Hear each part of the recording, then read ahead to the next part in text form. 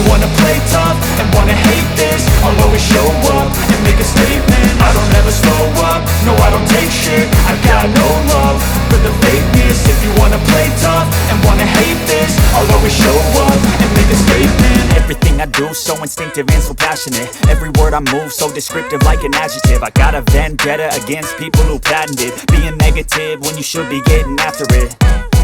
I got facts over tracks, this and that. Spitting slow, spitting fast, I could roast, I could gas. Think I'm okay at last, but I don't know if that can erase all the past. And the pettiness, a reflection of the emptiness. Hilarious, you think you're worth my time, you're delirious. Mysterious, because you hide behind a fake exterior. Inferior, you know I'll always be a bit superior. Get off of me, this ain't no humble brag. I want you to hear words, you can say them back. I want you to feel free from the chains at last, and to believe in what you got, it was built to last, yeah.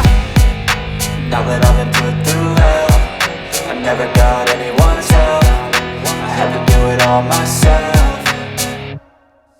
I don't ever slow up, no I don't take shit. I got no love for the fakeness. If you wanna play tough and wanna hate this, I'll always show up and make a statement. I don't ever slow up, no I don't take shit. I got no love for the fakeness. If you wanna play tough and wanna hate this, I'll always show up and make a statement. I'm gonna learn the consequence of being incompetent. Mental health is confidence, dreams and some modestness. I'm not here to save the day, that's for you to take away. I could play a million mind games, but instead I say something not illogical, something that is topical. Rub it on and watch it go, make yourself unstoppable. Dreams are irresponsible, but they're always possible. If you just believe, you could be so remarkable. Thoughts in my head, a collage and they spread. I'll be great one day, going off of my meds. No I'm not giving up, no I'm not giving in. I will make it to the top, taking off in the wind. I gotta make it, I'm saving every day to taste it. I'm patient, but my mind, it can hardly take it. I'm chasing a dream that I've had for several ages. A vacant, modern kingdom for the taking.